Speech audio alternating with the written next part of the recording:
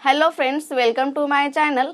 आज इस वीडियो में हम देखने वाले हैं bar council of Maharashtra and Goa से इनरोल होने के लिए क्या प्रोसेस करनी है और AIBE ऑल इंडिया बार एग्जामिनेशन के लिए रजिस्ट्रेशन की प्रोसेस। तो वीडियो एंड तक जरूर देखिए और हमारे चैनल पर नए हो तो चैनल को सब्सक्राइब कीजिए, साथ में बेल आइकन को प्रेस कीजिए ताकि हमारे हर नए वीडियो की नोटिफिकेशन आपको मिलती रहे। तो चलिए आज का ये टॉपिक शुरू करते हैं। तो सबसे पहले बार council of Maharashtra and Goa से इनरोल होने के लिए आपको BSL या फिर LLB की डिग्री कंप्लीट करना होता है और जिन्होंने ये डिग्री कंप्लीट किया है वो लोग बार council of Maharashtra and Goa से इनरोल हो सकते हैं। ये प्रोसेस एज अ एडवोकेट होने के लिए किया जाता है। ये प्रोसेस लॉ किए हर व्यक्ति के लिए करना होता है और ये तभी कर सकते हो जब आप BSL के 5 इयर्स या फिर LLB के 3 इयर्स कंप्लीट किया हुआ है। अब आपने डिग्री कंप्लीट किया है तो बार काउंसिल ऑफ महाराष्ट्र से इनरोल होने के लिए आपको एक फॉर्म दिया जाता है। ये फॉर्म आपको एडवोकेट बनने के लिए दिया जाता है। ये फॉर्म आपको डिस्ट्रिक्ट लेवल के कोर्ट या फिर हाई कोर्ट से लेना होता है। ये फॉर्म आपको 600 रुपीज़ को दिया जाता है, कॉस्ट कम ज़्यादा हो सकती है। तो ये फॉर्म लेने के बाद आपको पासपोर्ट साइज के फोटोज क्लिक करना है, वो भी ड्रेस कोड के साथ, यानी कि आपको ब्लैक कोड पर फोटोज क्लिक करना है।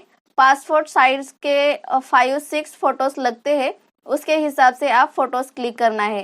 फॉर्म फिल करने के लिए आपको सबसे इम्पोर्टेंट डॉक्यूमेंट्स कलेक्ट करना है, वो है 10th क्लास TC सनद और marks memo, 12th class TC सनद और मार्क्स मेमो, BSL या फिर LLB के ऑल ईयर्स के मार्क्स मेमो, BSL या फिर LLB की प्रोविजनल डिग्री सर्टिफिकेट, BA किया है तो BA provisional degree certificate, BSL या फिर LLB की सनद अगर आपके पास अवेलेबल है तो, BA first year and third year marks memo, SC and ST caste से हो तो कास्ट सर्टिफिकेट, जॉब से रिटायर्ड हो तो रिटायर्ड सर्टिफिकेट लगेगा और एक डॉक्यूमेंट जो कि अपने एरिया से SP ऑफिस से खुद का कैरेक्टर सर्टिफिकेट लेना है। ये सब डॉक्यूमेंट्स कलेक्ट करने के बाद आपको सारे डॉक्यूमेंट्स को अटैच करना है। अटैच करने के लिए अथोराइज्ड नोटरी या फिर गैजेट ऑफिसर या फिर बार काउंसिल के मेंबर से अटैच करके लेना है। सभी डॉक्यूमेंट्स अटैच करने के बाद नेक्स्ट प्रोसेस है, अगर आप लेडी हो तो मैरिज होने के बाद नेम चेंज होता है। अगर आपकी एक डिग्री मैरिज के पहले और एक डिग्री मैरिज के बाद की है या फिर किसी भी डॉक्यूमेंट पर आपका नेम अलग अलग होता है या किसी का भी कौन से भी डॉक्यूमेंट पर नेम अलग है तो आपको एक एफिडेविट क्रिएट करना है या फिर 100 रुपीज़ के स्टैम्प पेपर पर नोटरी करके फॉर्म के साथ लगाना है।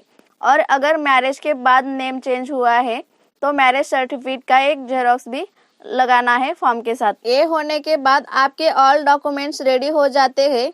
अब नेक्स्ट स्टेप है पेमेंट। पेमेंट आप डिमांड ड्राफ्ट से भी कर सकते हैं या फिर नेट बैंकिंग से भी कर सकते हैं।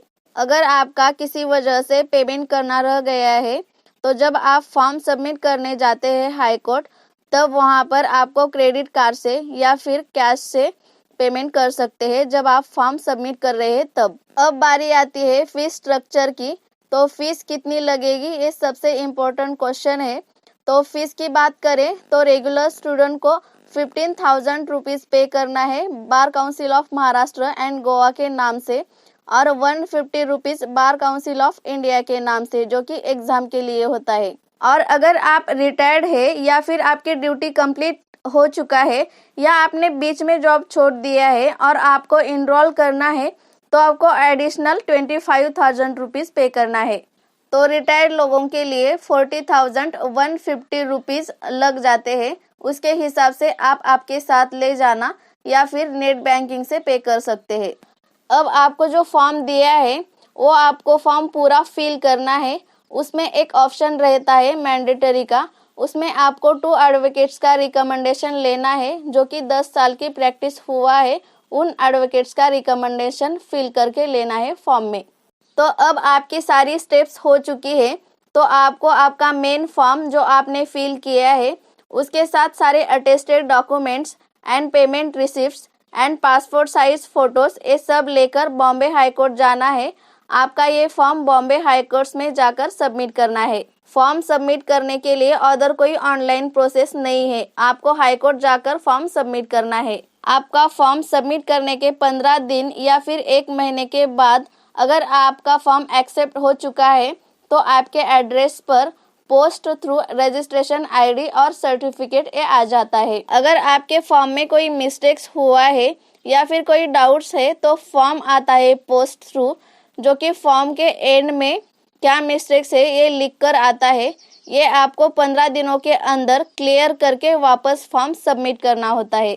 अगर आपका बैच 2019 से पहले का है तो AIBE ऑल इंडिया बार एग्जामिनेशन नहीं देना होता है प्रैक्टिस करने के लिए।